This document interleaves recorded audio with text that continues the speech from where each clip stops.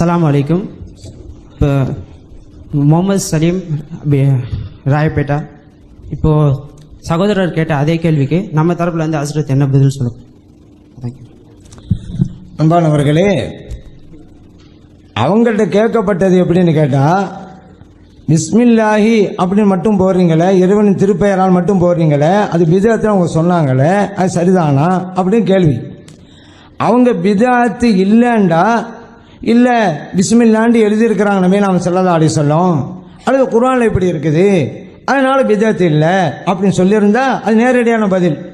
அவங்கள்ட்ட இதுக்கு நேரடியான பதில் கிடையாதுங்க. அதனால தான் நம்ம அது நீங்கள் பிதாத் செய்றீங்க இந்த விஷயத்தில் நம்ம சொல்ல காரணமே அதனால தான். இப்போ என்ன பதிலாக சொன்னாங்க, நபி நாம ஸல்லல்லாஹு அலைஹி வஸல்லம் ஒரு காரியத்தை செய்யும் பொழுது பிஸ்மில்லா சொல்லுவாங்க.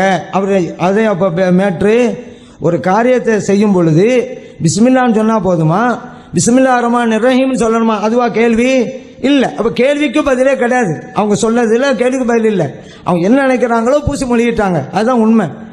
கேட்ட கேள்வி எழுத்து சம்பந்தமானது. அப்போ எழுத்து சம்பந்தமாக குர்ஆன்ல இருக்குது பிஸ்மில்லாஹின்னு இருக்கு அப்படி சொல்லியிருக்கணும், அல்ல ஹதீஸ் இருக்குன்னு சொல்லியிருக்கணும்.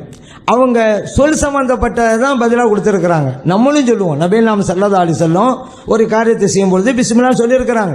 எப்படி ஒரு அறுக்கிறாங்க, ஆடை அறுக்கும்போது பிஸ்மில்லா மட்டும்தான் சொல்லியிருக்கிறாங்க, பிஸ்மில்லா ரஹ்மான் சொல்லலை. இப்போ கேட்கப்பட்டது எழுத்து சம்பந்தப்பட்டது.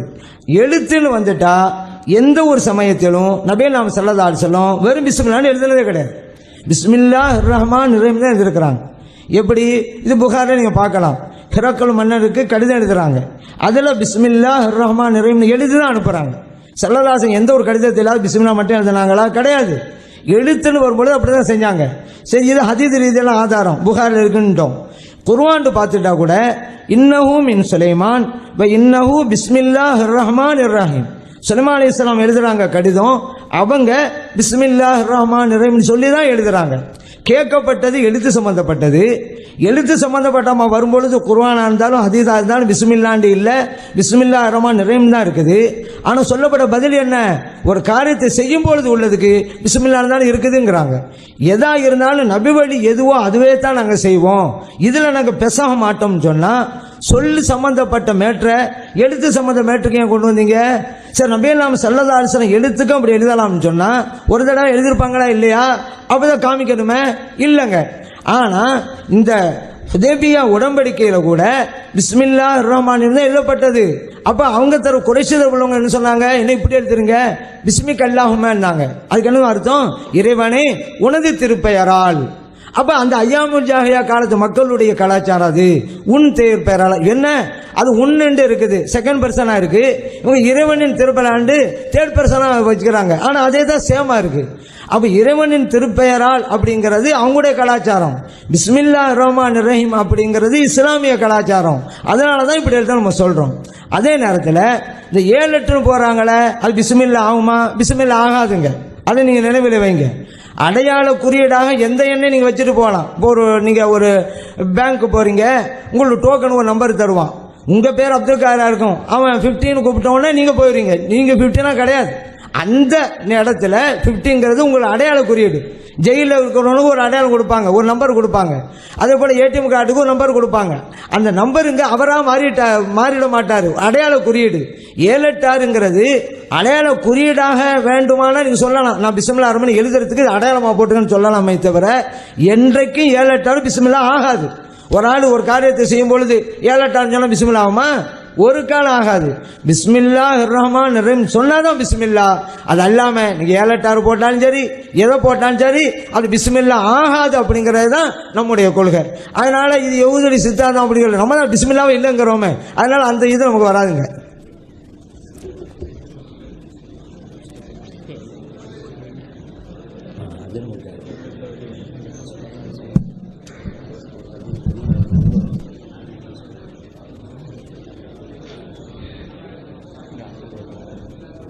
அஸ்ஸலாமு அலைக்கும் வரஹ்மத்துல்லாஹி வபரகாத்துஹு. என்னுடைய பேர் ஃபாரூக்கு. என்னுடைய கேள்வி சகோதரர் விஜய் அவர்களுக்கு. இப்போ நாம் எழுத சம்பந்தமாக சகோதரர் ஷேக் அப்துல்லா அவர்கள் கேட்டாங்களே, அதை பற்றி உங்களுடைய நிலைப்பாடு என்னங்கிறத விளக்கம். அதில் 2 செய்தி இருக்கிறது. இந்த 786 பிஸ்மில்லா ஆகாதுன்னு அவங்க சொல்லிட்டாங்க. அதுதான் அவங்க கொள்கையாக இருந்தால் அதை வந்து அவங்க மறுத்து பிரச்சாரம் பண்ணணும், செய்யக்கூடாது. இப்போ நம்ம இது செய்யலாம்னு சொல்கிறவங்க செய்யலாம். அவங்க எதை செய்யக்கூடாதுங்கிறாங்களோ, பிஸ்மில்லா ஆகாதுன்னா வேறு என்ன, ஏன் நம்பர் போட்டு எழுதுறீங்க? பிஸ்மில்லா ஆகாதுன்றீங்க, அப்புறம் ஏன் 756 நீங்கள் போடுறீங்க? தப்புன்னு பிரச்சாரம் பண்ணணுமா இல்லையா? எது இல்லையோ அதான் வேண்டியில்லை, ஆதாரம் வேண்டியில்லை, அதை ஒத்துக்கிட்டாங்களே. லெட்டர் பேடில் கூட போட்டிருக்கிறாங்கன்னு காட்டுறாரு, வேறு ஒன்றும் இல்லை. அப்போ லெட்டர் பேடில் கூட அப்படி தானே போட்டிருக்கிறாங்க, அது பிஸ்மில்லா ஆகாதுன்னு தெரியுது. வரோம் ரசூல் ஸல்லல்லாஹு அலைஹி வஸல்லம் அவர்கள் வந்து பிஸ்மில்லாஹிர் ரஹ்மானிர் ரஹீம் தான் எழுதுனாங்கன்னு சொல்கிறீங்க. எழுத்தில் மாற்றம் செய்யக்கூடாது. 786 தான் பிஸ்மில்லாஹிர் ரஹ்மானிர் ரஹீம்னு சொன்னாலும் பரவாயில்லை. 786 பிஸ்மில்லாஹிர் ரஹ்மானிர் ரஹீம் கிடையாது, அதையும் சொல்லிவிட்டீங்க. அது பிஸ்மில்லாவும் ஆவாதுன்னு சொல்லிட்டு சும்மா 7, 8, 6 போட்டால் அது என்னத்துக்கு போட்டீங்க? அதே மேலே கொண்டு போட்டீங்க. இந்த பிள்ளையார் சொல்லி ஒன்று ஊனா மாதிரி போடுவாங்களே, அது மாதிரி அதை கொண்டு திணிக்கிறதுக்கு என்ன பொருள் அதை செஞ்சீங்க என்பதற்கு அவங்களுக்கு பதிலே சொல்ல இயலாது. டோக்கன் நம்பர் கொடுக்குற மாதிரி சொல்கிறாங்க. டோக்கனுங்கிறது இத்தனாவது ஆளா நீ வான்னு 4ண்டா 4 கருத்தில் இருக்குது. 4வது ஆளா நீ வா, அதில் 4ங்கிற மீனிங் இருக்கிறது. 15வது நம்பர் டோட்டனா நீ 15வது ஆளா வா, 15ன்னு கொடுக்குறோம்ல, 15க்கு ஒரு மீனிங் இருக்கிறது டோக்கனில். இது 786ங்கிறது ஒரு கருத்து. 786னா அளவற்ற அருளாலும் நிகரற்ற அன்புடையவனுமாகி அல்லாவின் திருப்பெயரால் அப்படிங்கிற சொல்லுடைய சுருக்கம் ஷார்ட் ஃபார்ம்னு தான் இந்த 786 மக்கள்லாம் போடுறாங்க. அதுதான் நீங்களும் போட்டிருக்கிறீங்க. இப்போ நம்ம என்ன கேட்குறோம், இந்த நம்பர் வந்து இந்த கருத்தை தருமா? 786 என்பது பிஸ்மில்லாஹிர் ரஹ்மானிர் ரஹீம் என்ற கருத்தை தருமா? இதே 786 வந்து ஹரே கிருஷ்ணா, கிருஷ்ணர் தான் இவருக்கு யாவும் வருவார்னு அப்புறம் சொல்லுவார் பதில் அப்புறமேலு. எதுக்கு அதை சொல்லி காட்டுறோம்னா அதுக்கெல்லாம் கூட வருங்கிறதுக்காக சொல்கிறோம். ஹரே கிருஷ்ணான்னு சொல்லி எழுதி நீங்கள் கூட்டி பாருங்க, ஹேக்கு எத்தனை, ரேக்கு எத்தனை, ஏக்கு எத்தனை, காப்புக்கு எத்தனைன்னு கூட்டினா கரெக்டாக 786 வரும். பிஸ்மில்லாஹிர் ரஹ்மானிர் ரஹீமுக்கு 786 வர்ற மாதிரி ஹரே கிருஷ்ணாவுக்கு 786 வரும். நம்ம என்ன சொல்கிறோம், இந்த நம்பரை வந்து நம்பருக்கு யூஸ் பண்ணுங்க, ஒரு கருத்தை சொல்வதற்கு சொல்லாதீங்க. கருத்தை அது சொல்லாது. எப்போ சொல்ல, கோடு வார்த்தைன்னு சிலது இருக்கிறது, அதை 2 பேரும் பேசி கொண்டோமையானால் அப்போ அந்த மாதிரி ஒரு கோடு வார்த்தை எதை வேணாலும் யூஸ் பண்ணிக்கிறலாம். வழங்குதா? ஒரு சின்ன ஒரு வேற ரசூல் ஸல்லல்லாஹு அலைஹி வஸல்லம் கூட செஞ்சாங்க கோடு வார்த்தையா, ஹே மீம் ஹம் ஹம்னு சொல்லுவாங்க. அது போர்க்களத்தில் அதுக்கு ஒரு இதான் அர்த்தம்னு முதல்ல சொல்லி கொடுத்துருப்பாங்க. அந்த மாதிரி கோடு வார்த்தை பேசிக்கொண்டாலே தவிர ஒவ்வொரு சொல்லும் அதனுடைய அர்த்தத்தை தான் தரும், ஒவ்வொரு எண்ணும் அதனுடைய அர்த்தத்தை தான் தரும். இப்போ பிஸ்மில்லாஹிர் ரஹ்மானிர் ரஹீம் என்று போடுவது தவறு என்று அவங்களே ஒத்துக்கொண்டு அந்த தவறை செய்கிறாங்க. அது ஒரு விஷயம். அடுத்து என்னன்னு கேட்டா, எழுத்துல ரசூலுல்லாஹ் எழுதுனாங்க இல்லையா, நபிகள் நாயகம் ஸல்லல்லாஹு அலைஹி வஸல்லம் அவர்கள் ஒன்றை எழுத்தால் அங்கீகரித்தாலும் சொல்லால் அங்கீகரித்தாலும் ரெண்டுமே அவங்களுடைய அங்கீகாரம் தான். ஒரு காரியத்தை துவங்கும் போது அல்லாஹ்வுடைய பெயரை சொல்லி துவங்குகிறோம். பிஸ்மில்லாஹிர் ரஹ்மானிர் ரஹீம்னு சொல்லி துவங்குறோமா? துவங்கலாம். பிஸ்மில்லான்னு சொல்லி துவங்கலாமே. ஒரு காரியத்தை பிஸ்மில்லா சொல்லி துவங்க சொல்லி ரசூல் ஸல்லல்லாஹு அலைஹி வஸல்லம் வழிகாட்டி இருக்கிறாங்க. அப்போ அந்த அடிப்படையில் அந்த பொதுவான அனுமதியின் கீழே வர்ற காரணத்தினால அதை செய்கிறோம். அதுபோக இந்த பிஸ்மில்லாஹிர் ரஹ்மானிர் ரஹீம் எழுத சொன்னாங்க பாருங்க, அந்த அவங்க சொல்லி காட்டினாங்க அந்த ஹுதைபியா நேரத்தில். என்ன சரி, அதில் வந்து பிஸ்மில்லாஹிர் ரஹ்மானிர் ரஹீம்னு காபிர்கள் மறுக்கிறாங்க. மறுத்தவனே என்ன செய்யறாங்க, ரசூல் ஸல்லல்லாஹு அலைஹி வஸல்லம் மறுப்பை ஏற்றுக்கிட்டு அர் ரஹ்மானிர் ரஹீம்லாம் விட்டுட்டு பிஸ்மிகல்லாஹும்மன்னு வேற ஒரு சொல்லையும் போட்டு தான் இருக்கிறாங்க. அப்போ அந்த நேரத்தில் அல்லாஹ்வுடைய பேரை சொல்லணுங்கிறது தான் அதில் நோக்கமே தவிர பிஸ்மில்லாஹிர் ரஹ்மானிர் ரஹீம் தான் எழுதணும் என்றது சட்டம் கிடையாது. எழுதலாம், தப்பு கிடையாது. அதுக்குரிய நேரங்கள் இருந்தால் எழுதி கொள்ளலாம். கடிதம் எழுதக்கூடிய நேரத்தில் பிஸ்மில்லாவும் சொல்லலாங்கிறதுனா எல்லா காரியத்தையும் அல்லாஹ்வுடைய பேரால் ஆரம்பிக்கணுங்கிற அடிப்படையில் செய்கிறோம். நாங்கள் இதை சரிங்கிறோம், அவங்க 786 தப்புங்கிறாங்க, தப்புன்னு சொல்லிட்டு செய்கிறாங்க. அதான் உள்ள வித்தியாசம்.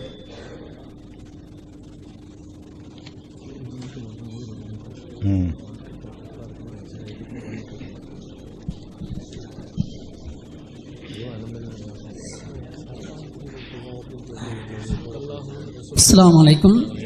என் பேர் அப்துல் அசீஸ். இந்த அல்லாவின் திருப்பெயரால் என்று நேற்றைய காலையிலிருந்து இன்றைய மதியம் வரை அந்த நேரத்திலே இதுவரை பதில் சொல்லாமல் அந்த கேள்விக்கு இப்பொழுது இந்த கேள்வி பதில் நிகழ்ச்சியிலே சொல்வதற்கு காரணம் என்ன? அது உஸ்தாது அதற்கு விளக்கம் தர வேண்டும். அஸ்ஸலாமு அலைக்கும். அவங்க ஏன் சொல்லாம இருந்தாங்க அப்படிங்கிறது சூழ்நிலையை கருத்தில் பார்க்கும் பொழுது நேரடியான ஆதாரம் இல்லை, அதனால தான் சொல்லலைங்கிறத இப்போ சொன்ன பதிலேருந்தே தெரிஞ்சுக்கிட்டோம். ஏன்னா 2வதாக சொல்லப்பட்ட இப்போ நம்முடைய கருத்தில் சொன்னோம், சொல்லுதல் அப்படிங்கிறதுக்கு செல்லதாசம் வெறும் பிஸ்மில்லாங்கிற வார்த்தை யூஸ் பண்ணாங்கன்னு இருக்குது. ஆனால் எழுத்துன்னு வந்துட்டா நபிகள் நாயகம் ஸல்லல்லாஹு அலைஹி வஸல்லம் பிஸ்மில்லாஹிர் ரஹ்மானிர் ரஹீம் தான் முழுமையாக தான் எழுதியிருக்கிறாங்க. குர்ஆன்ல பார்த்தாலும் அங்கேயும் அப்படி தான் இருக்குது அப்போ நம்ம சொல்லி காட்டணும். ஆனால் இப்போ இந்த பிரச்சனை வைக்கப்பட்டும் கூட இல்லை அப்படி சொல்லியிருக்கிறாங்கல்ல, அதனால இதுக்கும் அப்படி யூஸ் பண்ணிக்கலான்னு தெரியுது அப்படிங்கிறது அவங்களோட யூகத்தை தான் பதிலாக தந்திருக்கிறாங்களே தவிர இல்லை நபி நாம ஸல்லல்லாஹு அலைஹி வஸல்லம் எழுதும் போது கூட பிஸ்மில்லாஹ்னு சொல்லி அந்த ஆதாரம் வைக்கல. ஏன்னா இல்லை, அதனால தான் அவங்க நேற்ற பிரச்சனைலாம் தொடாமல் இருந்த காரணம் அப்படிங்கிறது இப்போ நம்ம விளங்குறோம். அதனால தான் இருக்கும் அப்படின்ட்டு. அதே போல குர்ஆன்லயாவது எழுத்து சம்பந்தப்பட்ட விஷயங்கள்ல வெறும் பிஸ்மில்லாஹ் இருக்குது, இந்த இருக்க ஆதாரம் என்று வச்சிருக்கணும். அவங்களே சொல்லிட்டாங்க, அவன் சொல்லியிருக்கிறாங்க, அதை நம்ம கிராஸ் பண்ணி அது அப்படி ஒன்று இருக்குதுல்ல, எழுத்துமே அப்படி யூஸ் பண்ணிக்கலாம் அப்படிங்கிற அடிப்படையில் ஒரு ஒப்பீட்டின் அடிப்படையில் அது சொல்லிக்கிட்டு இருக்காங்களே தவிர நேரடியான ஆதாரம் நபியே நாம ஸல்லல்லாஹு அலைஹி வஸல்லம் பிஸ்மில்லா போட்டு எழுதியிருக்கிறாங்க அர் ரஹ்மான் அர் ரஹீம் இல்லாமல் அப்படிங்கிறது ஒரு ஆதாரத்தையும் தர முடியாது. ஏன்னா அப்படி இல்லை, குர்ஆனிலையும் அப்படி இல்லை, ஆதாரத்தை தர முடியாது. அப்போ நேரடியான ஆதாரம் இல்லைன்னு தெரிஞ்சு போச்சு. ஆனால் அவங்க எதுக்கெடுத்தாலும் நேரடியான ஆதாரம் இருந்தால்தான் நம்ம பின்பற்றுவோம். அப்படி வந்திருக்காங்க, அப்படி வந்தால் அதுக்கு மட்டும் வைங்க. அட இப்படி வந்திருக்காங்க, அப்போ இதுக்கு மட்டும் வைங்க. இதுக்கு இருக்குதா நேரடியான ஆதாரம் அப்படின்னு தத்துவம் பேசக்கூடியவங்க இதுக்கு மட்டும் அப்படி வந்துக்கிறதுனால நம்மளும் இப்படி எடுத்துக்கலாங்கிறத தவிர நேரடியான ஆதாரம் அவரும் இல்லை என்று ஆகிவிட்டது.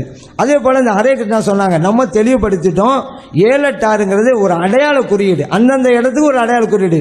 பிஸ்மில்லாஹ் ரஹ்மான் ரஹீம் என்று சொல்லியிருக்கிறங்கிற ஒரு அடையாள குறியீடாக உள்ள வார்த்தை தானே தவிர 7-8 என்றைக்கும் பிஸ்மில்லா ஆகாதுன்னு சொல்லியிருக்கிறோம்.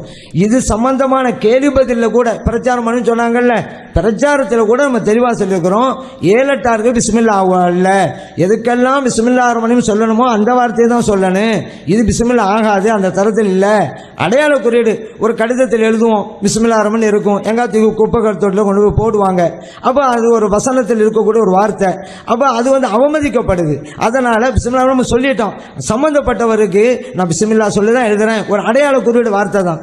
அதுக்காக வேண்டி அது இப்படி எழுதலாமாண்டா அவங்கவுங்களோட இஷ்டம், அது அடையாள குறியீடு.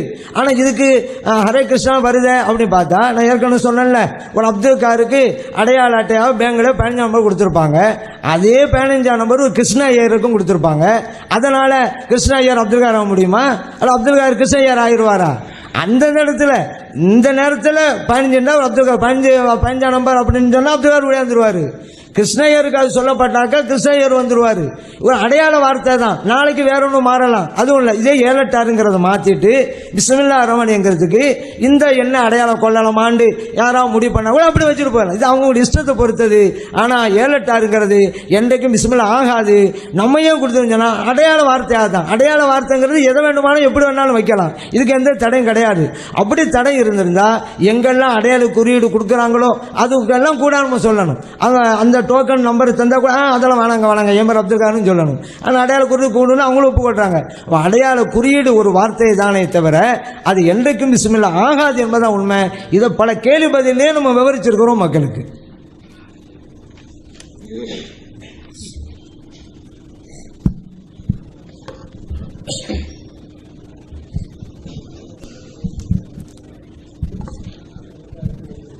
அஸ்ஸலாமு அலைக்கும். என்னுடைய பெயர் முகமது, சென்னை.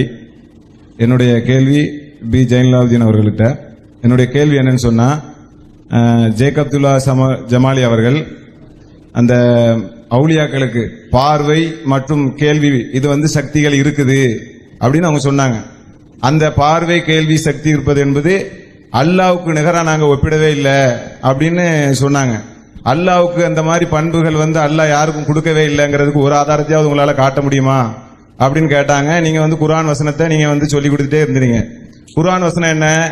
அந்த இறைவனுக்கு நிகராக எதுவும் இல்லை, இறைவன் பார்ப்பவன் கேட்பவன் அப்படிங்கிற நீங்க வசனத்தை சொல்லும் போது ஜமாலி அவர்கள் அந்த பார்ப்பவன் கேட்பவன்கிற மட்டும்தான் விளக்கம் கொடுக்கறாங்க.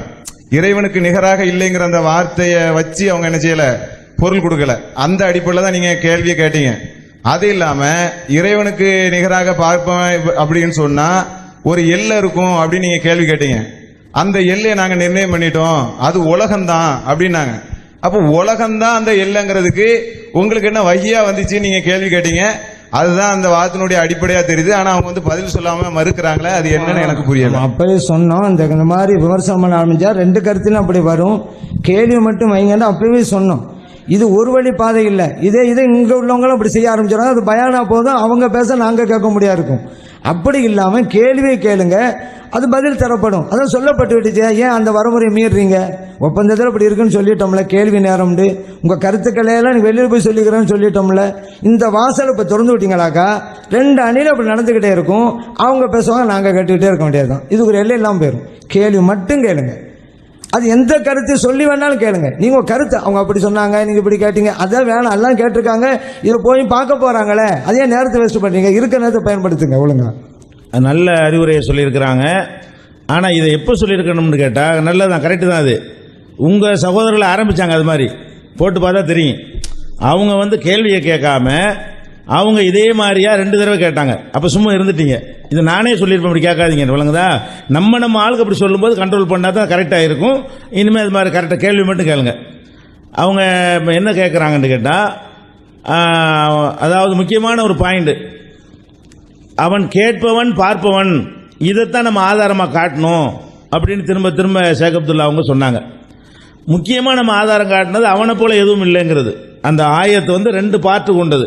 லைசக்க மிசிலிஹி செய்யும் ஒரு பார்ட்டு, ஒஹுவ சமீஉல் பசீர் அடுத்த பார்ட்டு. இப்படி 2 பார்ட்டாக இருக்கும் பொழுது அவன் கேட்பவன் பார்ப்பவன்கிறத தான் நீங்கள் ஆதாரமாக வச்சிங்கன்னு திரும்ப திரும்ப அவங்க சொன்னாங்க. கேட்பவன் பார்ப்பவன் அவனை போல எதுவும் இல்லை என்று சேர்த்து தான் நம்ம ஆதாரமாக வச்சிருக்கிறோம். அப்ப கேட்பவன் பார்ப்பவன் என்று சொல்லிவிட்டு அவனை போல எதுவும் இல்லை என்று சொன்னால் கேட்பதிலும் பார்ப்பதிலும் அவனை போல் இல்லைங்கிறது அதனுடைய அர்த்தம். அதிலேயே அடங்கி இருக்கிறது. இந்த இலக்கணத்தை அவர்கள் அறிந்தே வைத்திருக்கிறார்கள். இந்த உருவம் சம்பந்தமா பேசும் பொழுதெல்லாம் அந்தந்த வசனத்துக்கு பின்னாடியே இருக்கிறது, அதை சேர்த்து தான் புரிந்து கொள்ளணும் என்றெல்லாம் சொன்னாங்கன்னு சொன்னோம். ஆனா வாதம் வைக்கும் போது மட்டும் என்ன பண்ணிடுறாங்கன்னு கேட்டா, ஒரு ஆதாரத்தை வச்சாங்களா, கேட்பவன் பார்ப்பவன் என்ற ஆதாரத்தை வச்சாங்க. இந்த மாதிரி தான் அவங்க சொன்னாங்க. அந்த நுணுக்கத்தை நீங்க புரிஞ்சு கேட்கறீங்க. இருந்தாலும் இந்த மாதிரிலாம் கேட்காம ஒரு கேள்விகள் இருந்த சந்தேகம் இருந்தால் கேளுங்க. அதே நேரத்தில் அவங்கவுங்க சைடில் கேட்குற கேள்வியை ஏன்னா பொதுவாக மனிதர்களுடைய இயல்பு என்னன்னு கேட்டால், தங்கள் சைடில் உள்ள குறைபாடுகள் கண்டுகொள்ளாமல் இருப்பது மனிதனுடைய இயல்பு. அந்த இயல்பை நம்ம என்ன செய்யணும், நீங்களும் அதை ஜெயிக்கணும், நானும் ஜெயிக்கணும். உங்கள் சகோதரர்கள் அது மாதிரி கேட்டாங்கன்னா நீங்கள் அதை கண்டிச்சு என்ன செய்யணும், நீ அது மாதிரி கேட்கக்கூடாது. கேள்வி மட்டும் கேள்வி சம்மந்தம் இல்லாமல் இந்த மாதிரி அவங்க இப்படி சொன்னாங்க இவங்க இப்படி சொன்னாங்கன்னு நீ ஒரு வாதம் பண்ணுற அப்படின்னு நீங்கள் சொல்லியிருந்தீங்கன்னா நல்லா இருந்திருக்கும். நான் வரவேற்கிறேன்.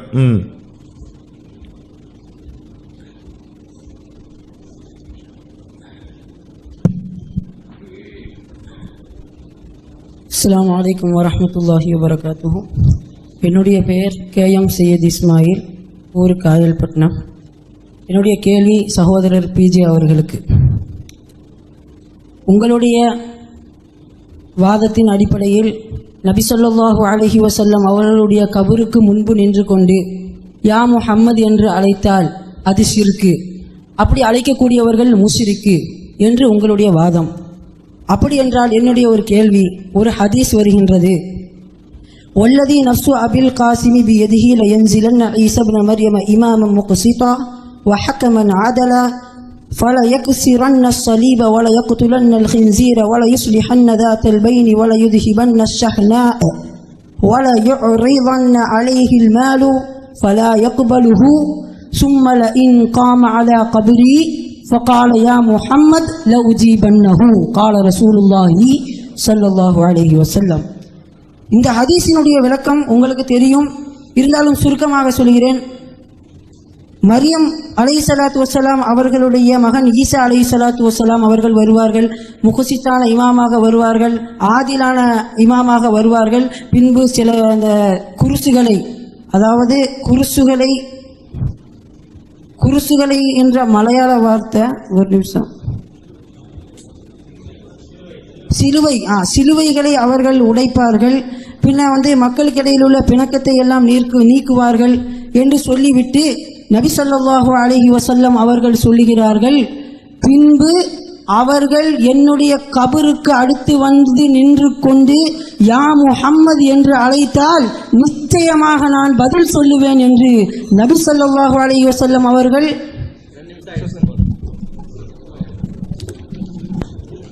சகோதரர் கூடிய ஒரு கிளாரிபிகேஷன், அந்த நீங்க சொன்னீங்கல்ல அந்த ஹதீஸ், அந்த நூலு கொஞ்சம் அறிவிப்பாளரோட சொல்லுங்களேன், அறிவிப்பாளர் பட்டியலோட சொல்லுங்க.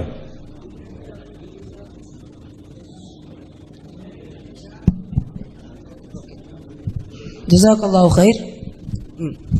முதல்ல நான் சனதை சொல்லிடுறேன். சனது இமாம் அபு யஅலா ரஹ்மத்துல்லாஹி அலைஹி அவர்கள் இமாம் அஹ்மத் இப்னு ஈசா ரஹ்மத்துல்லாஹி அலைஹி அவர்களிடத்திலிருந்து, பின்ன இமாம் இப்னு வஹப் ரஹ்மத்துல்லாஹி அலைஹி அவர்களிடத்திலிருந்து, பின்பு இமாம் அபு சஹ்ரா ரஹ்மத்துல்லாஹி அலைஹி அவர்களிடத்திலிருந்து, பின்பு இமாம் சயீதுல் மக்பரி ரலியல்லாஹு தஆலா அன்ஹு அவர்களிடத்திலிருந்து, பின்பு இமாம் அபு ஹுரைரா ரலியல்லாஹு தஆலா அன்ஹு அவர்களிடத்திலிருந்து, பின்பு ஹபீப்னா முஹம்மது ஸல்லல்லாஹு அலைஹி வஸல்லம் அவர்களிடத்திலிருந்து வந்த ஹதீஸ். இது ஹதீஸினுடைய சனது. அது மட்டுமல்ல, அவ்வளவு போதும், விவரத்துக்கு தானே. சரி, இல்ல கிதாபு பேர சொல்லிடுறேன். இல்ல வேணாம், அதுக்கு தான் கேட்டேன். 5 கிதாபுகள்ல இருக்குது. இல்ல வேணாம், சனது போதும். எனக்கு தேவை இருந்ததுன்னு சொல்லணும், போதும். சரி, ஓகே. அன்புள்ள சகோதரர்களே, அவர் சொல்லி காட்டின ஹதீஸ்ல 3வது சொன்னார்ல, அபு சஹருங்கிற ஒரு ஆளு, அவர் பலவீனமான ஆளு. அவர் பலவீனமான ஆள் என்பது ஏகோபித்து பலவீனமாக்கப்பட்ட ஒரு அறிவிப்பாளரை கொண்டாந்து என்ன செய்யறாரு, அந்த 5 நூல்ல இவங்க தான் வர்றாங்க. அதுக்கு தான் அந்த பேரை கேட்டேன். வேற ஏதாவது நம்ம பலவீனம் இல்லாத ஆளுக்கு பேரை கொண்டு அந்த ரிவாயத்து வந்திருக்குதா அப்படின்னு கேட்டேன். அந்த அபு சஹர் தான் 3வது நினைஞ்சாரு சொன்னாரு. பலவீனமான ஒரு ஆளா இருக்கனால அதுக்கு பதில் தேவையில்லை, ஆதாரபூர்வமான ஹதீஸ் தான் அங்கே வைக்கணும். இல்லை, அந்த இதுதான் யா முகமது கபூரில் போய் கூப்பிடுறதானே சொல்றீங்க. அப்படி கூப்பிட முடியாது. சலவாத்து சொல்லலாம், எங்க இருந்த தொழுகையில் கூட சொல்லத்தானே செய்கிறோம். தொழுகையில் உட்கார்ந்துக்கிட்டு அல்லாஹும்ம ஸல்லி அலா முஹம்மதின் வ அலா ஆலி முஹம்மதின் ஸலவாத்து சொல்கிறோம், அஸ்ஸலாமு அலைக்க ஐயுஹன் நபிங்கிறோம். இது அவங்க ரசூலுல்லாஹ் கேட்க போகிறது இல்லை. ஆனால் மலக்குகள் எல்லாம் நியமிச்சிருக்கிறான், இதை கொண்டு அவங்கள்ட்ட சேர்த்து வைப்பாங்க. இன்னலில்லாஹி மலாயிகத்தன் சையாஹின ஃபில் அர்லி யுபல்லிகுன மின் உம்மத்திய சலாம். என் உம்மத்திலிருந்து சலாமை எனக்கு எத்தி வைக்கக்கூடிய மலக்குகளை எல்லாம் நியமித்திருக்கிறான். அவங்க எனக்கு சொல்லுவாங்க. நம்ம சொல்ற ஸலவாத்து ரசூலுல்லாஹ்க்கு போவோம், கேட்க மாட்டாங்க. மலக்கு போய் வேற ஒரு மீடியேட்டர் போய் அங்கே என்ன செய்வாங்க, சொல்லுவாங்கன்னு ஹதீஸ் இருக்கிறது. ஸலவாத்து சலாமுக்கு ஆதாரம் இருக்கிறது, அது சொல்றோம், சொல்லி கொண்டிருக்கிறோம். நாங்களும் தொழுகையில் அத்தஹியாத்து ஓதுறோம், அஸ்ஸலாமு அலைக்க அய்யுஹன் நபி சொல்றோம், அல்லாஹும்ம ஸல்லி அலா முஹம்மது. அது வேற விஷயம். யா முஹம்மது கூப்பிடுறதுக்கு நீங்க சொன்ன ஹதீஸ் பலவீனமானது. அஸ்ஸலாமு அலைக்கும். என் பெயர் அப்துல் நாசிர். என்னுடைய கேள்வி பிஜே அவர்களிடத்தில், அவுலியாக்கள் எல்லாவற்றையும் செவியேற்கிறார்கள், உதவி செய்கிறார்கள் என்று சொல்லப்பட்டது. இதில் மனிதர்களில் 2 பிரிவர்கள் இருக்கிறார்கள். ஒரு சாரார் பேச்சுவார்த்தை கொடுக்கப்பட்டவர்கள், இன்னொருத்த ஊமை. இதுல ஒரு ஊமை தன்னுடைய தேவைகளை அவுலியாவிடத்தில் போய் கேட்டால் அவருக்கு விளங்குமா? அப்படி விளங்குவது என்று சொன்னால் அவருடைய விளக்கம் என்ன ஆகிறது என்று சொன்னால், இறைவனுக்கு நிகராக அவர் அவுலியா விளங்குகிறார் என்று ஆகுமே. அதனால் அப்படின்னா எதிர்த்தரப்பார் ஊமைகள் மட்டும் அவுலியாக்கள் இடத்தில் கேட்கக்கூடாது என்று சொல்கிறார்களா? என்ன விளக்கம்?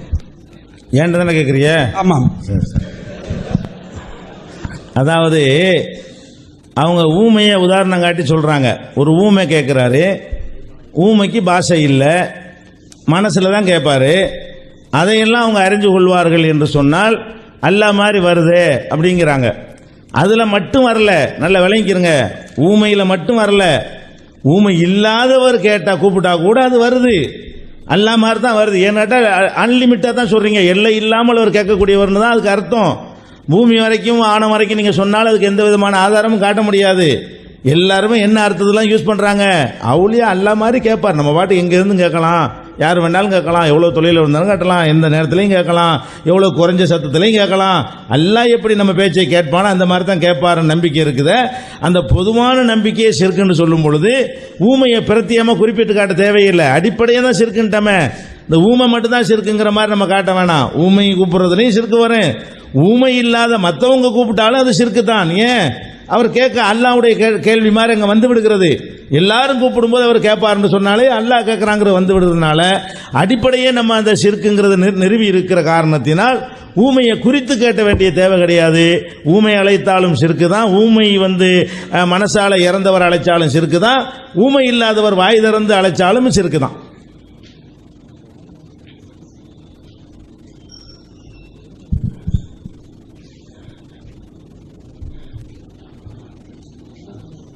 முதலில் அனைவருக்கும் சலாவத்தை தெரிவித்துக்கிறேன். அஸ்ஸலாமு அலைக்கும் வரஹ்மத்துல்லாஹி வபரகாத்துஹு. என்னோட கேள்வி பார்த்தீங்கன்னா அசத் கிட்ட தான். அசத், இதுக்கு எனக்கு முன்னால் 2 பேர் கேள்வி கேட்டாங்க. ஒன்று ரசூல்லாவுடைய கபருக்கு போய் இந்த மாதிரி யார் ரசூலுல்லா அப்படின்னு கூப்பிட்டாங்க, அவங்க பதில் கொடுப்பாங்களா கொடுக்க மாட்டாங்களா? அதுக்கு அவங்க சொல்லலை, நீங்கள் சொல்லுங்கள் அதுக்கு உண்டான கருத்து என்ன. அதுக்கப்புறம் இப்போ கேட்டாங்க ஒன்று இந்த ஊமைன்னு ஏதோ ஒன்று, அதுக்கும் உண்டான கருத்து நீங்கள் சொல்லுங்கள். அன்பானவர்களே, முன்பு சொல்லிட்டு போன அந்த ஹதீஸ் வந்து சஹீஹான ஹதீஸ் அப்படிங்கிறத அல்பானியே சொல்லியிருக்கிறார். இது சஹீஹான ஹதீஸ் தான் அப்படின்ட்டு அந்த அவர் சஹீஹான்ற ஒரு கிதாப் எழுதுகிறாருங்க. அதில் இந்த ஹதீஸ் கொண்டு வந்து சஹீஹான்னு சொல்லியிருக்கிறாரு. அடுத்து ஒவ்வொன்றுக்கும் ஒரு லாங்குவேஜ் இருக்குங்க. அது ஊமையாக இருக்கட்டும் யாராக இருக்கட்டும், அல்லாஹ் வந்து ஒவ்வொரு ஆளும் தகுந்தவாறு கொடுத்துருக்குறான். அந்த லாங்குவேஜ் எல்லாருக்கும் இருக்கணுங்கிற அவசியம் கிடையாது. அவங்கவுங்களுக்கு புரிஞ்ச ஞானத்தை அவங்களுக்கு கொடுப்பான். இப்போ சாதாரணமாக ஊமைக்குண்டே சில லாங்குவேஜ் இருக்குங்க. நீங்கள் டிவிலலாம் பார்த்துருப்பீங்க. அவங்க செய்தி அறிவிப்பாங்க, கையை தான் இப்படி காமிப்பாங்க, நமக்கு ஒன்றுமே புரியாது. ஆனால் ஊமை என்ன சொல்லான்னு வணங்கிடுவான். இப்படி ஒவ்வொன்றுக்கும் ஒரு லாங்குவேஜ். அல்லாஹ் தாலா கூட இந்த வானம் பூமியை பற்றி சொல்லும் பொழுது வக்கால் அலஹா வலில் அருது தியாத்தோ அன் அப்படிங்கிறான்.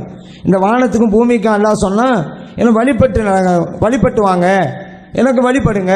அது சொன்ன அத்தையினா அது ரெண்டும் சொன்னிச்சான், நாங்கள் வழிபட்டோண்டு. அப்போ அல்லாஹ் எப்படி பேசியிருப்பான், இந்த ரெண்டும் கேட்டிருப்புங்கிறது இல்லை. எதை எப்படி புரியுமோ அப்படி புரிஞ்சுக்கணுங்க. அதே போல் எறும்பு தன்னுடைய சகாக்களுக்கு பேசினதை சுலைமான் அலைஹிஸ்ஸலாம் வழங்கினான்னு வருது. நம்ம அந்த கிட்ட இருந்தாக்கா அந்த எறும்பு பேச நம்ம கால் விழுந்திருக்குமா? இல்லை. அது ஒரு வகையான உணர்வு குறியீட்டினுடைய அமைப்பில் புரிந்து கொள்றது தான். இப்படி எல்லா துறைகளிலும் இருக்கிறது. அதன் அடிப்படையில் பார்க்கும் பொழுது சப்தம் வந்தாதான் புரியும் அப்படிங்கிறது இல்லை. இன்னொன்று, ஒரு ஆள் மனுஷன் நினைக்கிறாரு, அதை நம்ம புரியுறோம். அப்படி புரியுறங்கிறனாலேயே இது அல்லாஹ்வுடைய பண்பு உங்கள்கிட்ட வந்துருச்சு, நீங்கள் அல்லாஹ் ஆயிட்டீங்க அப்படி சொல்ல தேவையில்லை.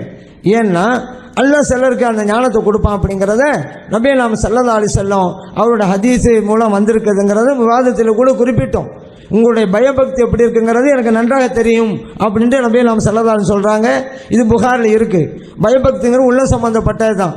அல்லாஹ் நினைச்சா இதை கொடுக்கலாம். அதுக்கான தனக்கு இருக்கிற ஞானத்தை அப்படியே கொடுத்துட்டு அவங்களே அல்லாஹ் ஆக்கிட்டான் வழங்க தேவையில்லை. மனிதனுக்கு மனித தகுந்தவாறு சில ஞானங்களை கொடுப்பான். அது இப்படிங்கிறத இந்த வசனங்கள் அது மூலம் நம்ம புரிஞ்சு கொள்கிறோம்.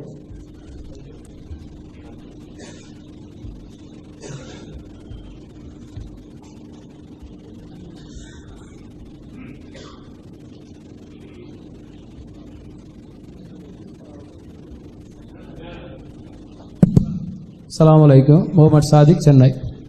இந்த சபையில் இப்போ நான் 2 கேள்வி கேட்கலாமா, ஒரு கேள்வி தான் கேட்கணுமா? இந்த 2 கேள்விக்கு ஏற்கனவே முன்னாடி கேட்கப்பட்டு 2 கேள்விக்கும் பதில் சொல்லியிருக்காங்க. ஒன்று அல்பானியோட ஹதீஸ் வந்து சஹீஹ்னாங்க.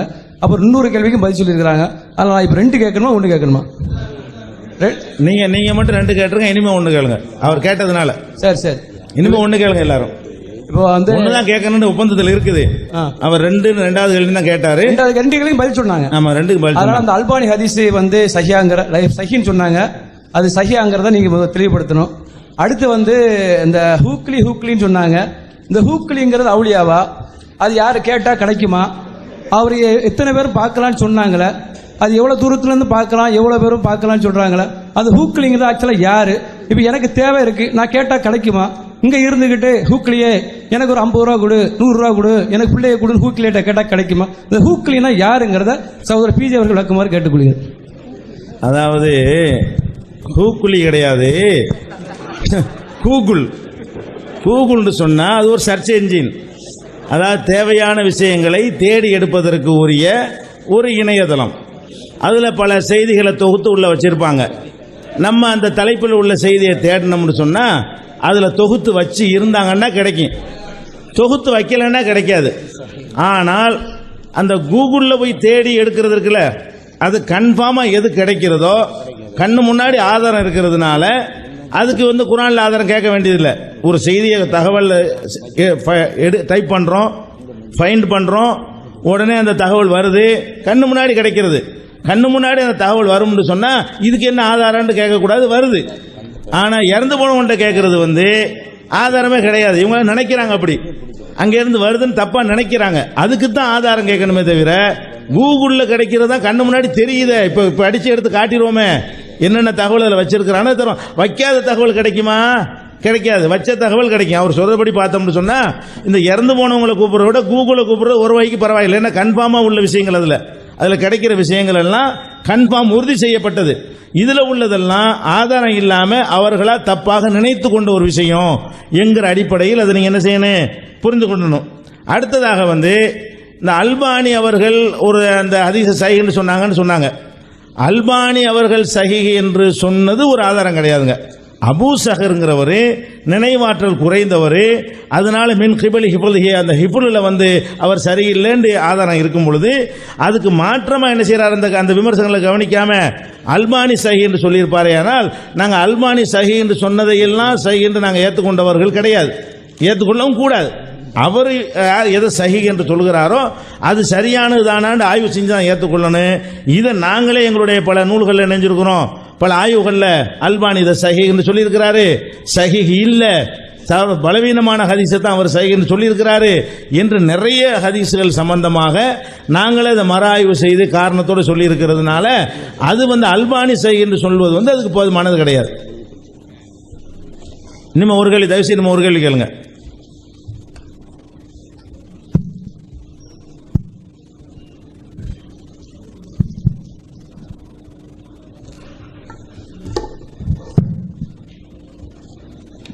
அஸ்ஸலாமு அலைக்கும்.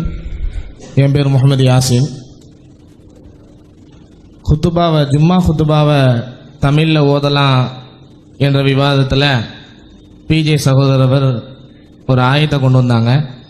ஒமா அர்சல்னா மின் ரசூலின் இல்லா பிலிசானி கௌமிஹி லிதுபய்யின லஹும். அந்த நபிமார்கள் அந்த கூட்டத்தினர்களுக்கு எந்த மொழியில் புரியுமோ அந்த பாஷையை நபியைக்கு கற்றுக் கொடுத்து நாம் அனுப்பினோம் என்பதாக ஒரு ஆயத்தை சொன்னாங்க.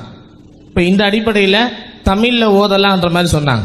இப்போ என்னுடைய கேள்வி என்னன்னா, ஜும்மாவுடைய குத்துபா அப்படின்றது ஃபர்லு. அந்த ஃபர்லான குத்துபால தமிழில் ஓதலான்னா தொழுகை என்பதும் ஃபர்லு.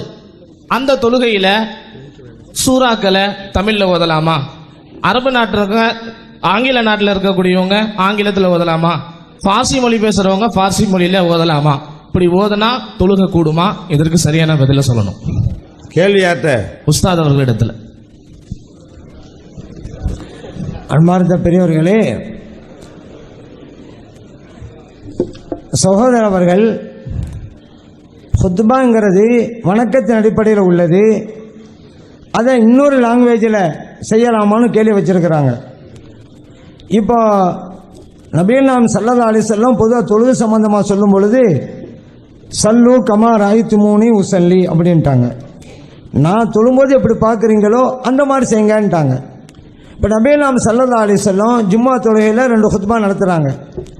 4 ரக்காத் உள்ள தொழுகைக்கு பகரமாக தான் இந்த ஜும்மா நடக்குது. இந்த குத்துபாவும் வணக்கமாக சம்மந்தப்பட்டது தான். ஏன்னா சாதாரணமாக உள்ள பிரசங்கத்துக்கும் இங்கிறதுக்கும் வித்தியாசம் இருக்குதுங்க.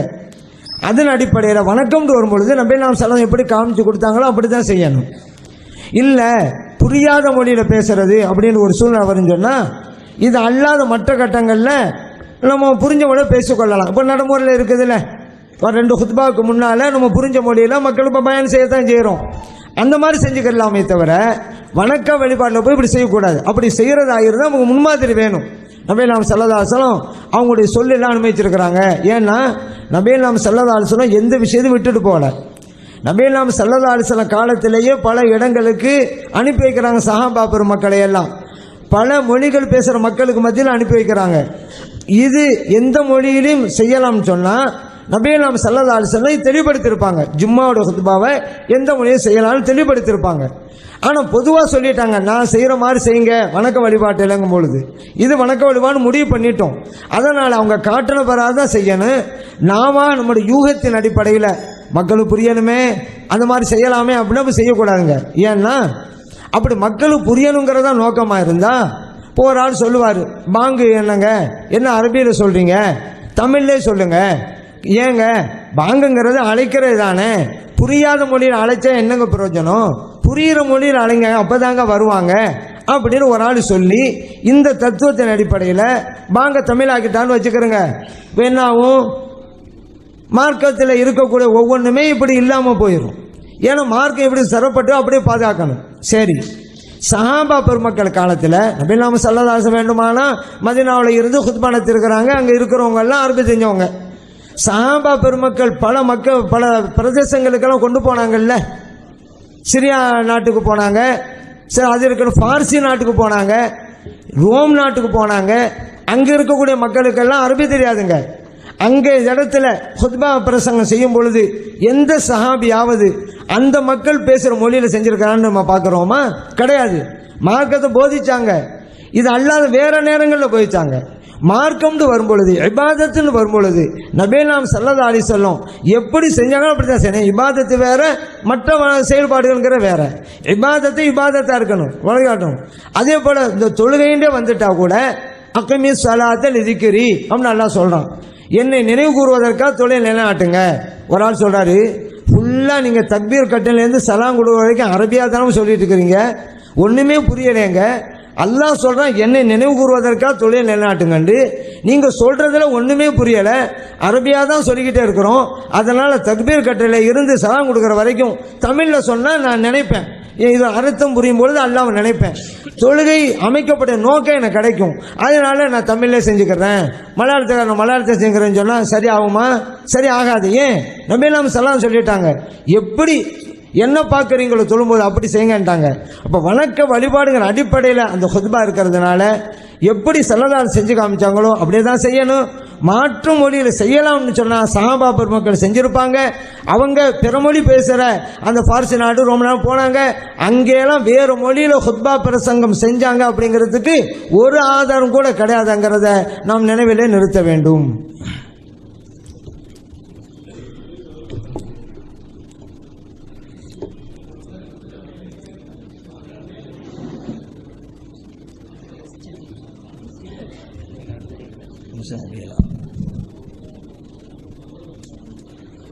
அஸ்ஸலாமு அலைக்கும். என்னுடைய பேர் ஜாக்கிர் ஹுசேன், திருச்சி.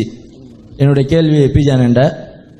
இப்போ ஷேக் அப்துல்லா ஜமாலி அவர் சொன்னார், வணக்க வழிபாட்டில் எந்த சேஞ்ச் பண்ணக்கூடாது, அது எப்படி இருக்கோ அதே மாதிரி தான் செய்யணும். தொழுகை உதாரணம் காட்டினாங்க. அதனால் ஜும்மா குத்துபா கூட அரபியில் தான் இருக்கணும், தமிழில் கூடாது அப்படின்னு சொன்னார். சில சஹாபாக்கள் வெளியூர்லாம் போனாங்க, அங்கெல்லாம் மாற்று மொழியில் பண்ணாங்களா, அரபியில் தானே பண்ணாங்க, அதுக்கு ஏதாவது ஆதாரம் இருக்கான்னு கேட்டார். சொன்னவர் என்ன சொன்னாருனாக்கா, அந்த ஜும்மா குத்துபா அரபியில் ஓதுறதுக்கு முன்னாடி தமிழில் பயான் பண்ணிக்கலான்னு சேர்த்து சொன்னார். அதுக்கு உங்களோட விளக்கம் என்ன? சரி, அதாவது ஜும்மாவில் நம்ம தமிழில் உரை நிகழ்த்துறோம் மெம்பரில். அவங்க எதை நியாயப்படுத்துகிறாங்கன்னு கேட்டால், ஜும்மா குத்துபாவுக்கு முன்னாடி ஒரு உரையை தமிழில் நிகழ்த்தி கொள்ளலாம் அப்படின்னு அந்த தொழுகையெல்லாம் சேர்க்குறாங்க, ஜும்மாவில் தான் சேர்க்குறாங்க. அப்போ வணக்கத்தை அதே மாதிரி செய்யணும்னு வாதிடுறவங்க நினச்சக்கூடாது, அதை சேர்க்கவே கூடாது, அதோடு நிறுத்திக்கிறணும். அதுபோக நபிகள் நாயகம் ஸல்லல்லாஹு அலைஹி வஸல்லம் அவர்கள் இந்த ஜும்மாவை மாத்திரம் இல்லை, அவங்க ஒட்டுமொத்த வாழ்க்கையில் செய்த பயான்கள் பிரச்சாரங்கள் இருக்கு இல்லையா, எல்லாமே அரபு மொழியெலாம் செஞ்சாங்க. மக்களுக்கு செஞ்ச தௌஹீதை சொன்னது கூட இதெல்லாம் சொன்னாங்க, அரபி மொழியில் தான் சொன்னாங்க. அப்போ நம்ம பேசுகிறா இருந்தால் கூட என்ன செய்யணும், எப்போவாது ரசூலுல்லாஹ் வேறு மொழியில் பேசியிருக்கிறாங்களா? இல்லை, அரபியில் தான் பேசுனாங்க. வாழ்நாள் பூரா செஞ்ச எந்த ஒரு பிரச்சாரமாக இருந்தாலும், எந்த ஒரு பயானாக இருந்தாலும், கல்யாண குத்துபாவில் ஓதுனா எந்த பாஷையில் ஓதிருக்கிறாங்க? அரபிலாம் ஓதிருக்கிறாங்க. வேறு எந்த ஒரு பயானை போய் மக்கள்கிட்ட போய் சந்தையில் பேசுனாங்க, பொது இடங்களில் பேசுனாங்க, அதெல்லாம் ஒரு வணக்கம் தானே, இபாதத் தானே, தாவா தானே. அதையெல்லாம் ரசூல் ஸல்லல்லாஹு அலைஹி வஸல்லம் அவர்கள் அரபியில் தான் செஞ்சாங்களே தவிர வேறு மொழியில் செய்யலை. அப்போ அப்படி புரிந்து கொள்வதாக இருந்தால் நம்ம என்ன செய்யணும், மக்கள்கிட்ட நம்ம தமிழில் பேசவே கூடாது, மார்க்கத்தை பற்றி அரபியில் தான் பேசணும்னு வந்துடும். அது ஏன் நம்ம அப்படி புரிஞ்சுக்கிறோம்? ஹுத்துபாங்கிறது ஒரு உரை, அந்த நோக்கம் அதில் வெளிப்படுகிறது. மயிர்கால்கள்லாம் சிலிர்த்து கொள்ளும், அவங்க உரை நிகழ்த்தும் பொழுது மயிர்கால்கள்லாம் சிலிர்த்து கொள்ளும். ஒரு இராணுவத்தை எச்சரிக்கிறதுக்கு அன்னகு முன்தீரு ஜெய்சின், ஒரு படையை எச்சரிக்கிறது போல ஒரு ஆக்ரோஷமாக என்ன செய்வாங்க, அவங்களுடைய உரைகள்லாம் இருக்கும். மக்களுக்கெல்லாம் ஒரு அச்சமூட்டுற வகையில் இருக்கும் என்கிற மாதிரி எல்லாம் அந்த ஹுத்பா சம்பந்தப்பட்ட ஹதீஸ்களை தேடும் பொழுது நமக்கு கிடைக்கிறது. அந்த அடிப்படையில் இதை நீங்கள் அரபியில் சொல்றது நீங்கள் வைத்துக் கொண்டீர்களேயானால் அதனுடைய எந்த ஒரு பயானை நீங்கள் அரபியில் தான் செய்யணும். ஏன்னா ரசூலுல்லாஹ் ஒரு காலத்தில் என்ன செய்யலை, அரபி அல்லாத பாஷையில் போய் அவங்களுக்கு தெரியவும் செய்யாது தானே. அப்போ தனக்கு தெரிந்த மொழி, மக்களுக்கு பயான் உரை நிகழ்த்துறது என்பது தனக்கு தெரிந்த மொழி என்ற அடிப்படையில் தான் அவங்க அரபியில் செஞ்சுருக்கிறாங்க. அப்போ தான் அந்த மயிர்கால்கள்லாம் சிலிர்க்கும், அப்போ தான் அந்த இறைவனுடைய அச்சம் வரும். அந்த அடிப்படையில் தான் இது வந்து மக்களுக்கு நல்ல செய்தி சொல்லணும், குர்ஆன் ஹதீஸில் உள்ள செய்திகளை சொல்லணும், அல்ல குர்ஆன் ஹதீஸ் அனுமதித்த விஷயங்களை சொல்லணும் என்கிற அடிப்படையில் செய்கிறமே தவிர இதில் ஒரு முரண் ஒன்றும் வராது. அதே நேரத்தில் இந்த பாங்கை கொண்டு இதில் வந்து ஜாயிண்ட் பண்ணுறாங்க. இது பல முஸ்லீம் அல்லாதவர்கள் கேட்குற கேள்விகளில் கூட நாங்கள் இதை சொல்லியிருக்கிறோம். பாங்குங்கிறது மாற்றக்கூடாது, அது அப்படியே தான் இருக்கணையே. பாங்குங்கிறது ஒரு அடையாளம், தமிழ்நாட்டுக்கு மட்டும் உள்ளது கிடையாது, உலகம் பூரா உள்ளது. அதை போய் நம்ம தமிழில் மாற்றி விட்டோம்னு சொன்னால், நான் வந்து அமெரிக்காவுக்கு போய் அவன் தமிழில் இங்கிலீஷில் பாங்க சொன்னால் எனக்கு ஏதாவது விளங்குமா? விளங்காது. உரைங்கிறது ஏரியாவுக்கு உள்ளது. உரைங்கிறது குத்துபா என்பது அந்தந்த பள்ளிவாசலில் வரக்கூடிய மக்களுக்கு உரியது. அதில் ஒரு மொழி பேசக்கூடியவங்க தான் இருப்பாங்க, அந்த மொழியை தெரிந்து கொள்ளக்கூடியவங்க தான் மேக்சிமம் இருப்பாங்க. அந்த அடிப்படையில் மொழியில் பேசும்பொழுது மக்களுக்கு புரியும். வாங்க போய் மாற்றி விட்டோம்னு சொன்னால், வெளியூர்காரன் ஒரு அமெரிக்காக்காரன் இங்கே வர்றான், அல்லா பெரியவன் அல்லா பெரியவன் ஒரு பாங்க சொல்கிறாங்கன்னு வைங்க, தமிழில் விளங்காது, பள்ளிவாசல்னு தெரியாது. அப்போ அது உலகம் பூரா உள்ள ஒரு அடையாளமாக பாங்க ஆக்கப்பட்டிருக்கிற காரணத்தினால அதை மாற்ற வேணாம்னு நாங்கள் சொல்கிறோம். எல்லாத்தையும் தமிழில் மாற்றுங்கன்னு சொல்லலை. தொழுகையில் இருக்குது, தொழுகையில் ஓத வேண்டிய சூறாக்கள்லாம் இருக்குது, அது நம்ம எப்படி இருக்குதோ அப்படி தான் அரபியில் ஓதணும்னு நாங்கள் சொல்லக்கூடாது, தப்பு. அது எப்படி இருக்குது அப்படி ஓதணும், அரபியில் கூட மாற்றி ஓதிடக்கூடாது. ரசூல் ஸல்லல்லாஹு அலைஹி வஸல்லம் என்ன மாதிரி ஓதுனாங்களோ அதுக்கு வேற ஒரு அரபி வார்த்தையை போட்டு ஓதலாமா? அது கூட தடை தான். ஆனால் எந்த இடத்துல நமக்கு பர்மிஷன் கொடுத்தாங்களோ அங்கே தொழுகைக்குள்ள கூட தமிழை பயன்படுத்தி கொள்ளலாம். அத்தஹியாத்துலாம் முடிஞ்ச பிறகு நீங்கள் விரும்பினதை கேளுங்க அப்படின்னு ஒரு ஹதீஸ் இருக்கிறது. சும்மல் யத்தஹய்யர் மினல் மஸலத்தி மாயஷா, அவன் வேண்டியதை கேட்டுக்கொள்ளட்டும். இந்த அத்தஹியாத்துலாம் ஓதி முடிச்ச பிறகு தமிழில் தொழுகைக்கு உள்ளேயே தமிழ்லையும் துவா செய்யலாம் நாங்கள் சொல்கிறோம். டைம் ஆச்சா? அது மாதிரி நாங்கள் சொல்லி கொண்டிருக்கிறோம். அதனால வந்து தொழுகைக்குள்ள கூட தமிழில் ஓதுறது தப்பு கிடையாது. ஆனால் எங்கே ஓதணும், எங்கே பர்மிஷன் இருக்கோ அங்கே ஓதணும். அல்ஹம்துலில்லாஹி ரப்பில் ஆலமீன் ரசூலுல்லாஹ் ஓதுனா அல்ஹம்துலில்லாஹி ரப்பில் ஆலமீன் தான். அது அரபியில் கூட நம்ம மாற்றி ஓதிடக்கூடாது, தமிழில் கூட ஓதிடக்கூடாது. மொழிங்கிற அடிப்படையில் கிடையாது, அந்த ரசூலுல்லாஹ்வுடைய சொல்ல மாற்றக்கூடாது என்கிற ஒரு வகையில் தான் அதையெல்லாம் மாற்றக்கூடாதுங்கிறோம். எந்த இடத்துல பர்மிஷன் இருக்கிறது நேரடியாக வழங்கப்படுகிறதோ அல்லது அதனுடைய காரண காரியங்களை வைத்து வழங்கப்படுகிறதோ அது பொதுவான அனுமதி ஆக்கிடணும். குத்பாங்கிறது மக்களுக்கு அச்சுறுத்துவதற்கு தானே, நல்ல விஷயங்களை சொல்வதற்கு தானே. அதனால தான் அவங்க கண்ணீர்லாம் சொட்ட சொட்ட மக்கள்லாம் கேட்டுட்டு இருந்தாங்க. அது எப்படி நீங்கள் அரபியில் ஓதனா வர தூங்கிட்டு இருக்காங்க எல்லாரும். அப்போ அந்த நோக்கம் விளங்குறது, அந்த மாதிரி விளங்குற இடத்துல நம்ம என்ன செய்யறோம், விளங்கக்கூடிய பாஷையில் பேசணும்.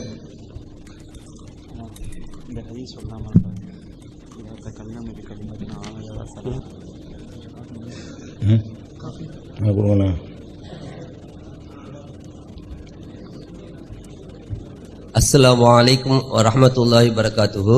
என்னுடைய பெயர் சாம் ஷிஹாபுதீன், எனது சொந்த ஊர் காயல்பட்டணம். இந்த கேள்வி ஜமாலி ஆலிம் அவர்களுக்கு. நான் இந்த 4 நாள் வாதங்களிலும் ரசூலுல்லாஹ் சொன்ன அல்லாஹ் சொன்ன அப்படியே செய்வோம், ரசூலுல்லாஹ் சொன்ன அப்படியே செய்வோம் என்று பிஜே அவர்கள் சொன்னார்கள். அப்படி என்றால் ஸல்லல்லாஹு அலைஹி வஸல்லம் தஹஜ்ஜத்துக்கு ஒரு முஅத்தினையும் மற்ற தொழிலுக்கு முஅத்தினை நியமித்தார்கள். அதே போல இப்போ அவங்க பள்ளியில் செய்யப்படுகிறதா என்பது என்னுடைய கேள்வி. நபிகள் நாயகம் ஸல்லல்லாஹு அலைஹி வஸல்லம் எப்படி செஞ்சாங்களோ அப்படி தான் செய்வோம் அப்படின்னு அவங்க சொல்கிறாங்க. ஆனால் நிறைய விஷயங்களில் அதுக்கு மாறாக செஞ்சுக்கிட்டு அவங்க ஒரு முடிவு எடுத்துக்கிட்டு இப்படி தான் வழங்கணும் அப்படின்றாங்க. இந்த அளவுகோல் பிரகாரம் போனாக்கா ஒரு நிர்ணயமே இல்லாமல் போயிடும். ஆளுக்கு மார்க்கத்தை விளையாட்டு மைதானமாக ஆக்கிடுவாங்க. இப்போ சமீபத்தில் இப்போ சொன்ன பதிலில் கூட அப்படி தான் ஸல்லல்லாஹு ஹுத்பா பிரசங்கம் பண்ணாங்க, மக்கள் மத்தியில் ஒரு தாக்கத்தை ஏற்படுத்தியது அர்த்தம் தெரிஞ்சனால தான் நாங்கள்.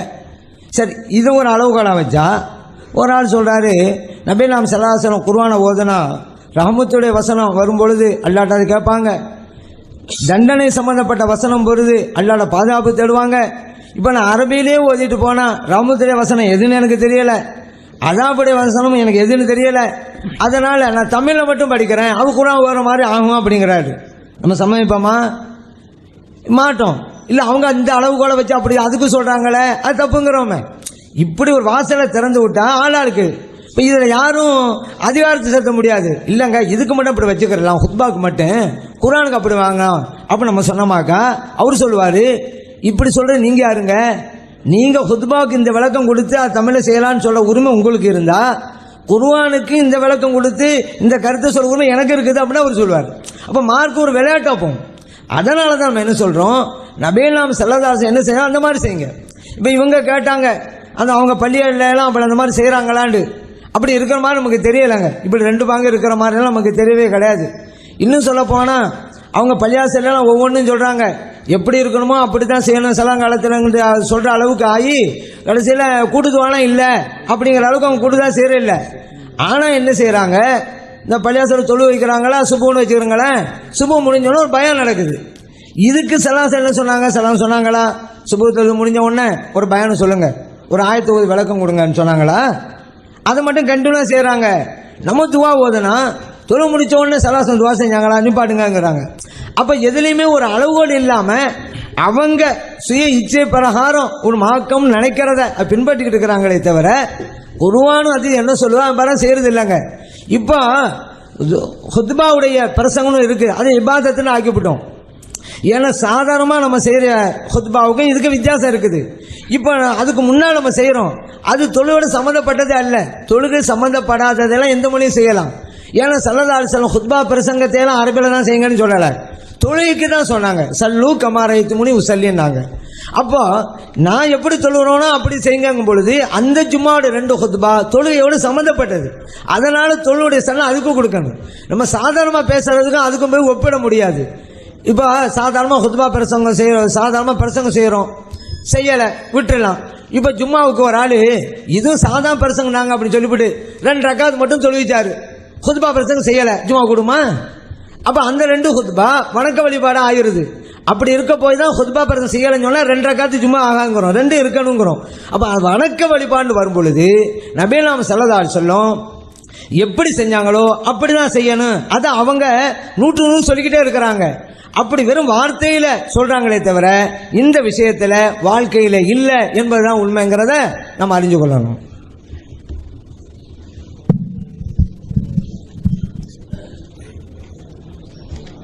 அஸ்ஸலாமு அலைக்கும்.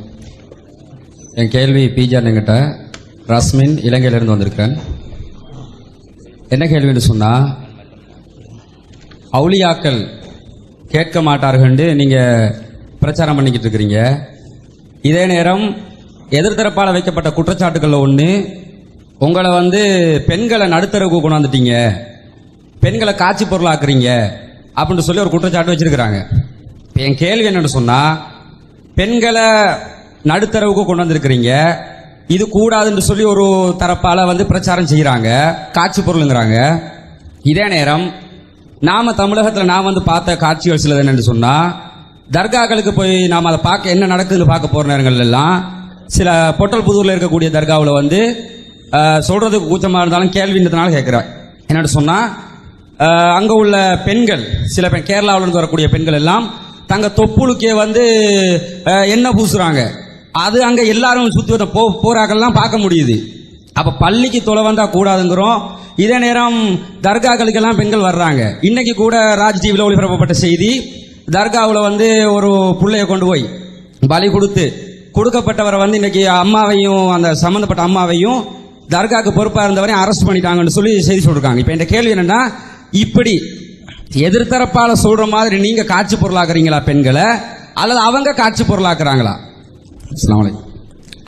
அன்புள்ள சகோதரர்களே, பெண்களை காட்சி பொருளாக ஆக்குதல்ங்கிற அந்த வார்த்தையை வாதத்தில் சொன்னாங்க. அது ரொம்ப கடுமையாக ஒரு கண்டிக்கத்தக்க ஒரு வாசகம். காட்சி பொருளாக்குறதுங்கிறது ரொம்ப ஒரு அசிங்கமான ஒரு அர்த்தத்தில் உள்ள ஒரு விஷயம். போராட்டங்களில் பெண்கள் கலந்து கொள்றாங்க சரியான்னு கேட்டிருந்தா அது ஒரு நேர்மையான ஒரு சொல்லாக இருக்கும். போராட்டங்களில் பெண்கள் கலந்து கொள்றாங்களா, அது மார்க்கத்தில் தடை இருக்குதா? இல்லை. போருக்கே நபிகள் நாயகம் ஸல்லல்லாஹு அலைஹி வஸல்லம் காலத்தில் பெண்கள் போயிருக்கிறாங்க. ஆயுதம் தாங்கி போர் செய்யலையே தவிர காயமற்றவர்களை தூக்கிட்டு வர்றது, சிகிச்சை பண்றது, அந்த மாதிரியான காரியங்களுக்கெல்லாம் நபிகள் நாயகம் ஸல்லல்லாஹு அலைஹி வஸல்லம் காலத்தில் உம்மு அத்தியா போன்ற எத்தனையோ சஹாபி பெண்கள் பயன்படுத்தப்பட்டிருக்கிறாங்க. அது மாதிரி அதாவது பாடியை தொட்டு தூக்குறது, காயமற்றவர்களை தொட்டு தூக்கிட்டு போய் அவங்களுக்கு வைத்தியம் பண்றது, தண்ணி கொடுக்கறது, இது மாதிரியெல்லாம் நபிகள் நாயகம் ஸல்லல்லாஹு அலைஹி வஸல்லம் காலத்துல எல்லாம் நடந்திருக்கிறது, அவங்க முன்னிலையில் அங்கீகாரத்தோட. அதனால பெண்கள் வெளியே வருவதையே தடுக்கக்கூடிய அளவுக்கு சில பிற்போக்கான கருத்து சில பேர் சொல்லுவாங்க. அது ஆதாரமற்ற ஒரு விஷயம். பெண்கள் வெளியே போறதுக்கு ஒழுங்கான முறையில் முகம் கையை தவிர மற்ற உறுப்புகளை எல்லாம் மறைத்த நிலையில் இருப்பார்களேயானால் அவங்க வந்து ஆண்களோட இரண்டரை கலந்துடுறது அல்லது தனிமையில் இருப்பது இன்னும் மார்க்கம் தடை செய்திருக்கிற எந்த ஒரு அம்சமாவது இருக்குமேயானால் அந்த மாதிரியான காரியங்கள் இல்லாத வகையில் பெண்கள் வெளியே போறது என்ன செய்ய முடியாது, கூடாதுன்னு சொல்ல இயலாது. அப்ப இதை போய் காட்சி பொருள்னா உங்க தேவைகளுக்கு வந்து வீட்டில் உங்க மனைவிமார்கள் ஒரு கூட 2 பேரை கூட்டி கொண்டு ஒரு கடத்தருக்கு போறாங்க, கடையில் போய் ஜாமான் வாங்குறாங்க, காட்சி பொருளாக்குறன்னு யாராவது சொல்லுவாங்களா? சொல்ல மாட்டாங்க. ஒரு தேவைக்கு போறாங்க.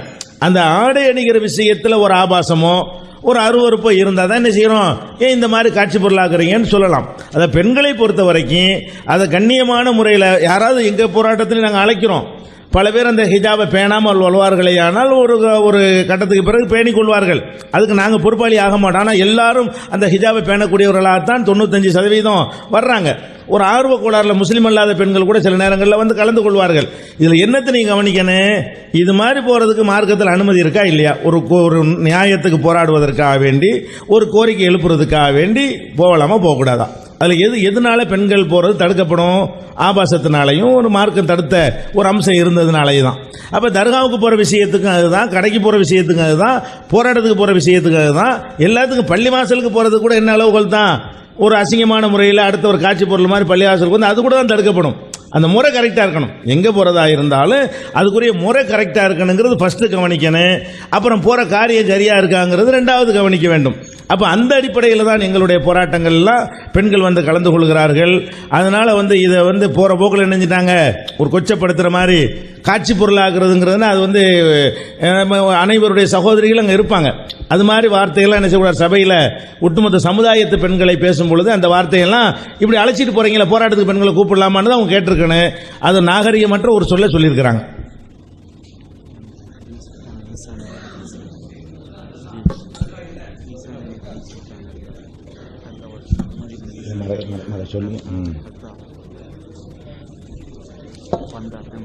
அஸ்ஸலாமு அலைக்கும் வரஹ்மத்துல்லாஹி வபரகாத்துஹு. என்னுடைய கேள்வி என்னுடைய உஸ்தாதுனா அவர்களுக்கு, சகோதரர் பிஜே அவர்கள் 84 அவங்க டிக்ளேர் பண்ணிட்டாங்க, ஷிர்க் வைக்கக்கூடிய இமாம்கள் பின்னால் தொழக்கூடாது அப்படின்னு டிக்ளேர் பண்ணிட்டாங்கன்னு சொல்லிட்டாங்க. இப்போ நம்ம கேட்கக்கூடிய கேள்வி என்ன அப்படின்னா, 84க்கு பிறகுதான் ஷிர்க் அப்படிங்கிறத நீங்கள் கண்டுபிடிச்சிட்டீங்க. 84க்கு வரைக்கும் இப்போது தௌஹீதில் இருக்கிறவாதிகள் சுன்னத் ஜமாத்லாம் இருந்தாங்க, அவருடைய மனைவிமார்களும் சுன்னத் ஜமாத்லாம் இருந்தாங்க. இப்பொழுது அவர்கள் தௌஹீதுக்கு வந்து விட்டேன் என்று சொல்லுகிறார்கள். இப்போவும் சில கணவனுடைய மனைவிமார்கள் சுன்னத் ஜமாத்தில் இருக்கிறாங்க. இப்போ அவர்கள் சுன்னத் ஜமாத்தில் இருந்து கொண்டு இவர்கள் தௌஹீதுக்கு வந்து விட்டேன் என்று சொல்லிவிட்டால் இந்த பந்தம் ஆகுமாக்கப்பட்டதா ஆகுமாக்கப்படாததா? ஆகுமாக்கப்படவில்லை என்று சொன்னால் இந்த பந்தத்தை புதுப்பிக்க வேண்டுமா என்பதை எனக்கு சரியான முறையில் பதில் சொல்ல வேண்டும். சகோதரர் கேட்கிற கேள்வி, தமிழ்நாடு தௌஹீத் ஜமாத்தை சார்ந்தவர் கணவராக இருக்கிறாரு, சுன்னத் ஜமாத்தை சார்ந்தவங்க ஒரு மனைவியாக இப்போ இருக்கிறாங்கன்னு வச்சுக்கிறோங்க. இந்த பந்தம் தொடரலாமா இல்லையா? ஏன்னா அவங்க முஸ்லீம்னு சொல்லிவிட்டாங்கல்ல அப்படின்னு கேட்குறாங்க. எப்போ முஸ்லிக்குன்னு சொல்லிட்டாங்களோ அவங்க நம்மளையும், நம்ம அவங்களையும் முஸ்லிக்குங்கிறோம். அதனால் இந்த திருமண ஒப்பந்தங்கிறது கிடையாதுங்க. அதை நான் அடிக்கடி கூட நம்ம சொல்கிறது, சுன்னத் ஜமாத்து பெண்களை இந்த சிறுக்குள்ள கொள்கை உள்ள இளைஞர்களுக்கு கொடுக்கக்கூடாது, திருமணம் செய்து கொடுக்கக்கூடாது அப்படின்னு நம்ம பல இடங்கள் சொல்லிட்டு வராங்க. ஏன்னா அவங்களுடைய கொள்கை எல்லாம் சிறுக்குள்ள கொள்கை அப்படிங்கிறனால தான் அப்படி சொல்லிக்கிட்டு வர்றோம். அது கூடாது. இப்போ அப்படி இருந்தாலும் அது திருமண பந்தம் இல்லை அப்படிங்கிறது தான் யதார்த்தம்.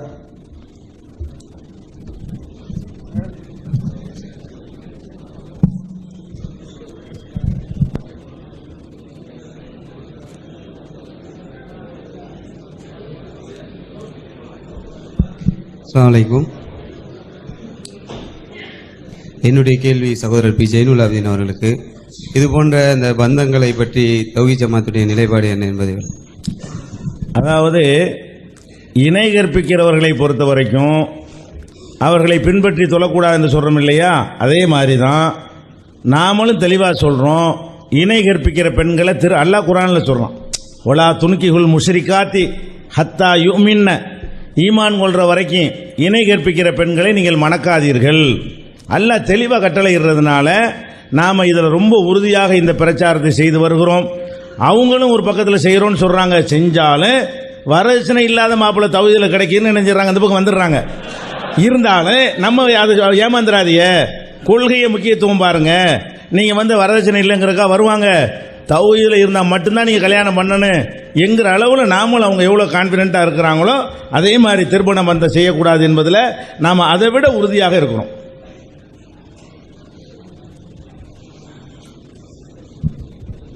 என்னுடைய கொஸ்டின் இப்போ சொன்ன ஆன்சருக்கு என்ன பதில் உங்களுக்கு? என்னமோ ரொம்ப கொள்கையில் உறுதிப்பாடாக இருக்கிற மாதிரி பேசுனாங்க. இப்போ பக்கத்தில் சமீபத்தில் பட்டுக்கோட்டையில் இருங்க பட்டுக்கோட்டையில் ஒரு நிக்காங்க, பள்ளிவாசல் வச்சு தான் நடக்கணும், மாலை போட மாட்டேன் அப்படின்ட்டாரு. பொண்ணு வீட்டுக்காரர் எழுதமா செஞ்சார், அப்படின்ட்டா நான் என் பொண்ணை நிக்கா பண்ணி தரமாட்டேன்ட்டாரு. அப்படியே நின்று போச்சு. அடுத்த நாள் நான் மாலை போட்டுக்கிறேன் அப்படின்னு சொல்லி மாலை போட்டு திரும்ப நடந்தது. பட்டுக்கோட்டை பள்ளிவாசல் ஆதாரத்தோடு நான் தர முடியும். இப்போ ஆதாரம் கேட்க முடியாது, ஆதாரம் கேட்டால் யார் எவ்வளோ ஆதாரம் தர முடியும். அதனால சும்மா கொள்கைனாலும் சும்மாங்க இப்படி சொன்னாங்க. வரதட்சணை வாங்காமங்கிறது எத்தனை பேர் பணமாக வாங்காமல் வேறு வகையில் வாங்குறாங்க தெரியுமா? அதன் அடிப்படையில் பார்த்தா இவங்களே ஒப்புக்கொண்டிருக்கிறாங்க. ஒரு சில விஷயங்கள்ல அவங்க பத்திரிகையில் ஒப்புக்கொண்டிருக்கிறாங்க. அவங்க மாநாடு நடத்தினாங்க தஞ்சாவூரில்.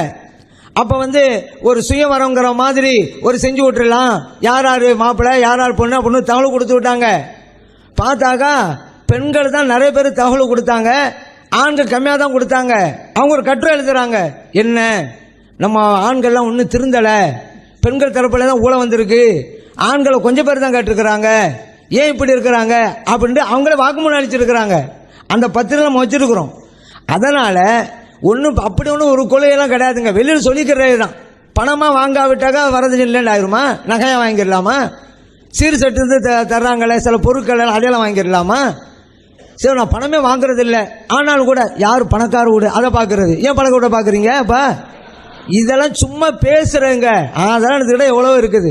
இதெல்லாம் சும்மா சொல்லிக்கிறலாமே தவிர நடைமுறை அப்படி இல்லை. இதுதான் யதார்த்தம்.